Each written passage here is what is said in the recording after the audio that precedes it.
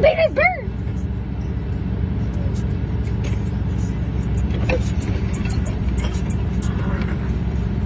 They stop playing. Stop playing me. Go, man, go. Look. What the fuck? Man, what that ammo is? Man, let's go get some more tea. How you want some feet? The feet what? The little bit?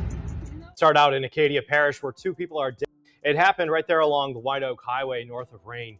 Deputies responded to reports of gunshots in the area, and that's when they found the bodies of Dashayla Ardoin of Mamou and Glen'Keithan Robertson of Opelousas inside a vehicle. Investigators so far aren't saying who pulled the trigger.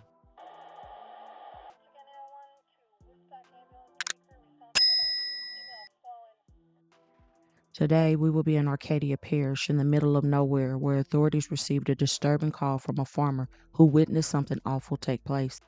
A white Ford truck would pull over just adjacent to his property in a very rural area, but never would pull off.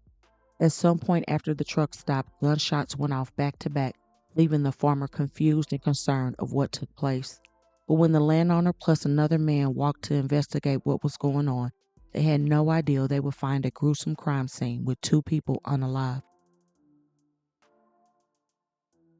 At a very young age, Dashayla Ardoin of Mamou, Louisiana, had been through more than her fair share of tough trials by the time she was 17.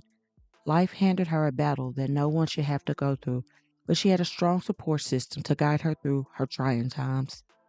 Dashayla was sadly diagnosed with cancer in 2023, and the form of cancer she had was sarcoma. It's a rare cancer that develops in the bones, soft tissues, including fat, muscles, blood vessels, nerves, deep skin tissue, and more. Even though this form of cancer is very rare, if not treated, someone can definitely pass away from it. So the fact that she was diagnosed with cancer was surely a scary thing not only for her, but all of her loved ones too. On September 5th, 2023, she went in for a surgery, and it was just the beginning of her tough battle. Dashayla was truly in the fight of her life, and even though it was not easy, her loved ones helped her push through it all till the end.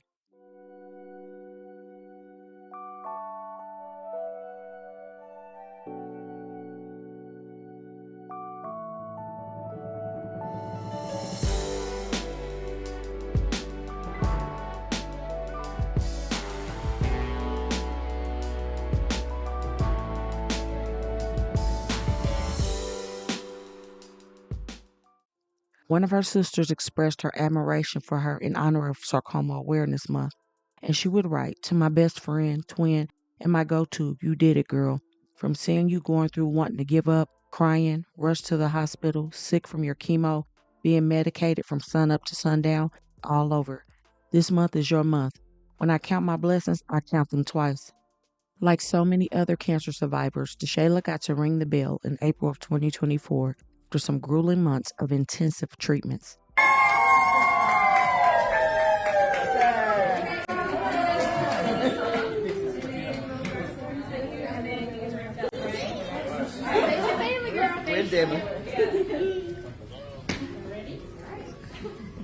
Our patients have the cutest SMILEs. Our patients have the sweetest HEARTs.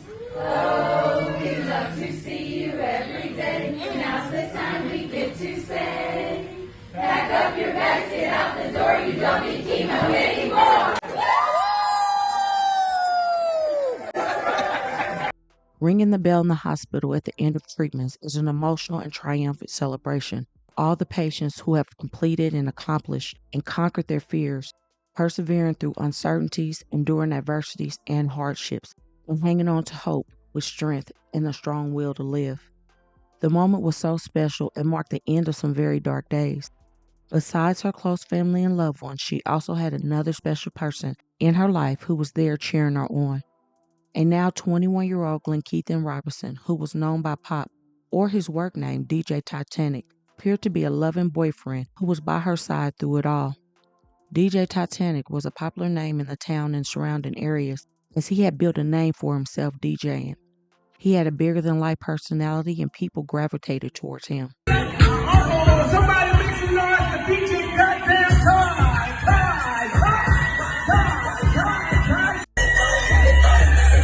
There you go, y'all. There you go.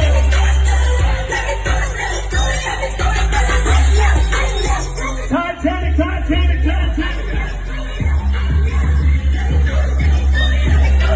That's a bad brother. Make some noise for Titanic, y'all.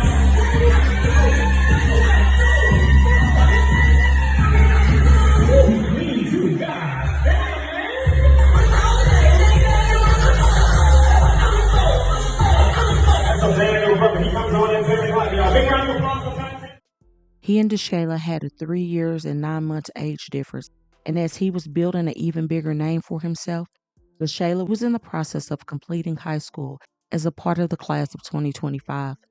The pair seemed to complement each other well. From the outside looking in, he appeared to be taking care of the girl he loved. On July 12, 2024, Glen'Keithan posted a photo in front of his white truck alongside Dashayla writing, "Me and you against the world." However, things are not always as they seem because something went terribly wrong in their relationship on a fall day in 2024. On the evening of October 12th, Glen'Keithan and Dashayla were traveling from home to the Mamu High School homecoming. While driving down a very rural country road called White Oak Highway, Glen'Keithan pulled over slightly across the street from these 3 homes in Acadia Parish. After he stopped, it is alleged that Glen'Keithan pulled out a weapon and shot Dashayla and then shot himself. Coincidentally enough, even though it's a very rural area, someone happened to be outside of one of those 3 homes and saw the truck stop and heard the gunshots. That is when the resident and 2 other men went to the truck and found a horrifying scene. Once authorities were called and arrived around 7 p.m. and began their investigation, it was quickly determined that this case was an unaliving SI. As the news got info and made its way to the location, sadly you could see that famous white truck in the background on the top of a tow bed, cruelly making the situation real that the 2 were gone. All right, guys, we are here on White Oak Highway here in Branch. Now, as you can see behind me, the scene is still clearly kind of active. We still have a sheriff and a few deputies on scene now. The Acadia Parish Sheriff's Office tells me that they were called here at around 7 p.m. for a disturbance. Here in this area on White Oak Highway, officials with the Acadia Parish Sheriff's Office tell me they are investigating a truck pulled up right across the street. Happens all the time, literally every single day.